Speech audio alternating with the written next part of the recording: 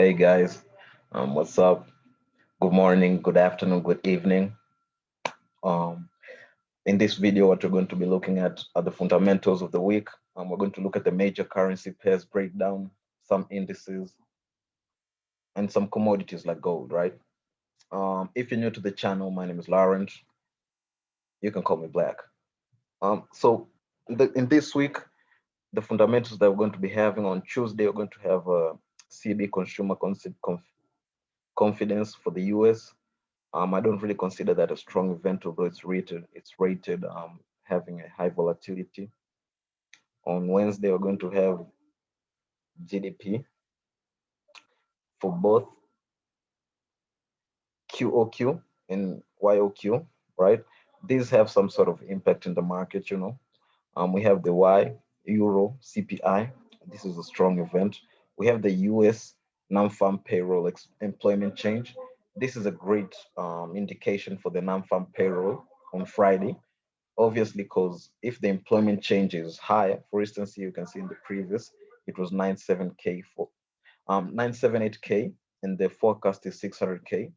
So if the actual release out comes out and it's lower than that, then it will be negative because the employment change will be lower, right? So that means on Friday also the non-farm payroll will also be lower because there was a low employment change, right? So this is always a great indication for the non-farm payroll. We do have the CAD GDP. We have the pending home sales for the US, crude oil investors for the US. You have the tank and large manufacturers for the JPY. Not such a strong event for the JPY there. We have on Thursday, Canada. It's a holiday, so I don't expect to see any volatility on Thursday for the CAD. We have the GDP manufacturing PMI, initial jobless claims for the US. Well, this week there are going to be a lot of fundamentals, obviously, because it's the first week of the month, right? And we have the non-farm payroll on Friday, strongest event of the week, obviously, and the unemployment rate. So those are the events of the week. So before you take a trade, just make sure that it's all Gucci, it's all clear. It's all clear before you actually take a trade, obviously, because it's a lot of weeks, a lot of fundamentals in this week. So back to the charts. We have this US30 first index that we're going to be looking at. Last week I told you that prices will be falling. I'll be expecting to see prices fall all the way down here. But then, as I told you that this is an uptrending index, and therefore you should always be looking for prices to bounce off a major support zone. And it did, bouncing off with this run right here to around 33,000, right? Pushing up. Obviously, anybody in his right mind after seeing this bullish engulfing candlestick would have understood that the bulls are in control. So the US30, what I'll be expecting to see is some sort of continuation in the upside because it's an uptrending index and it broke above this resistance zone. Possibly, if we add on a Fibonacci key level here, bouncing off this 0.5 will be my anticipation of how it's going to play out. So I'll be expecting to see prices fall around here before they actually take off, right? That's for the US30. Let's check out the Euro USD. Bearish biased in this pair. I'm bearish biased. On Friday, prices closed with a doji. Starting Thursday, prices closed with a doji, indicating that the bullish momentum is up. Like they don't have that much momentum. They don't have that much volume to keep on pushing higher. So I'll be expecting to see prices fall down here. What I'm expecting is just to see a continuation. I was expecting to see is a bounce off this 0.5, but then prices haven't really made it there. So what I'll be expecting to see is that I'm still expecting to see prices bounce off the 0.5, but then if they don't have enough momentum to push up there, who am I to judge, right? So if prices break below this support zone here, I'll be looking for short trades and to sell lower, right? That's the Euro USD. We have the GBP USD here.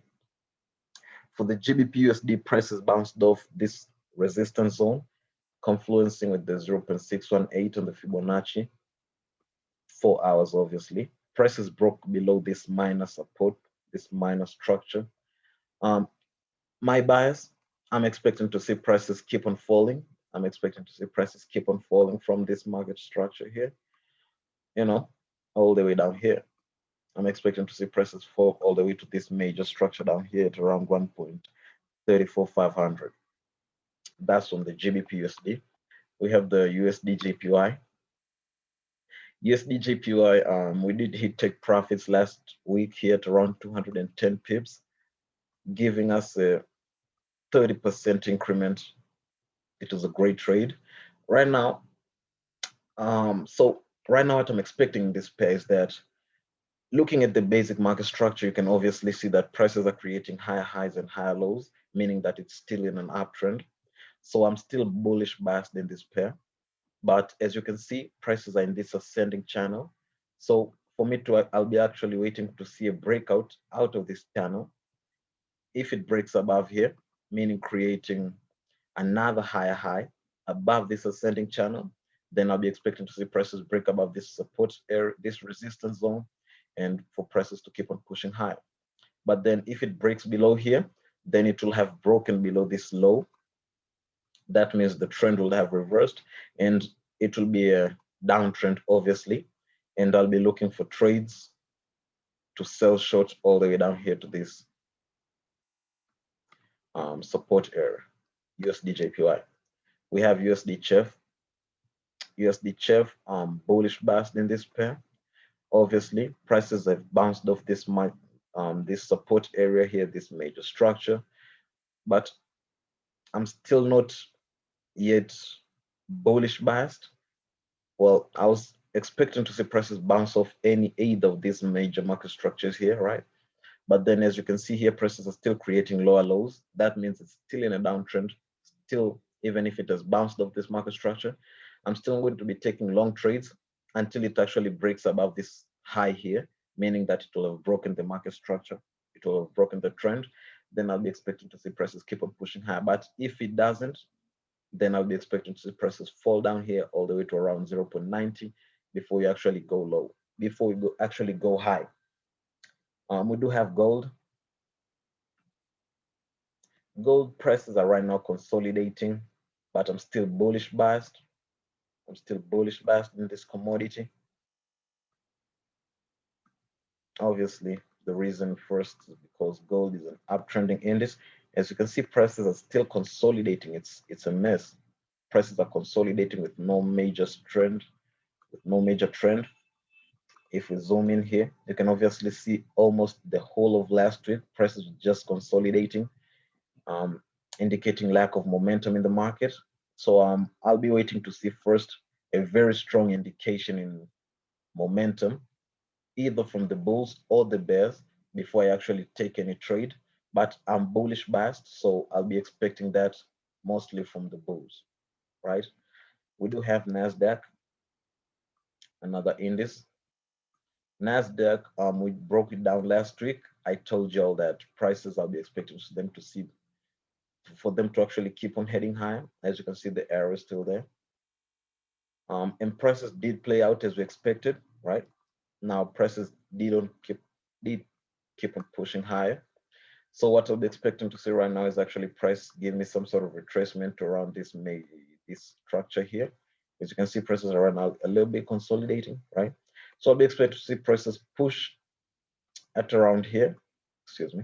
So I'll be expecting to see prices push lower a bit around here before we actually take off to the moon and creating even higher new all-time highs, right? Nasdaq. Volatility 75, that's another index y'all guys love. Right now, as you can see, prices, this is on daily time frame, 24 hours. Prices have created some sort of a double top, right? Prices have created a double top. This being the top, and this being the other top. This will be the neckline, and prices did break below the neckline here. And after prices retest here, obviously I'll be expecting to see prices fall all the way down here, because trading off the double top is that the distance from the highest peak to the neckline has to be the same distance from the neckline to take profit. So I'll be expecting to see prices fall down to this zone here. But then once prices reach on this support level, I'll be securing my profits, because V75 is an uptrending index and it might bounce off any major support area or any major structure. So I'll be keeping my eyes open when it reaches this support level here. But other than that, I'm bearish biased, obviously, because this was a high, this is a lower high, this is a low, this is a lower low, meaning it's now in a downtrend.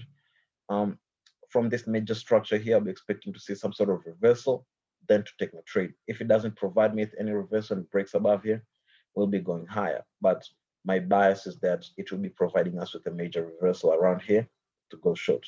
So that's the view on that's my view on the majors, indices, and the commodity gold. If this video has been of help to you, don't forget to hit that like button, subscribe, hit that bell notification so that you'll be notified whenever I release future content. Till next time, guys, this was Black. Peace and love.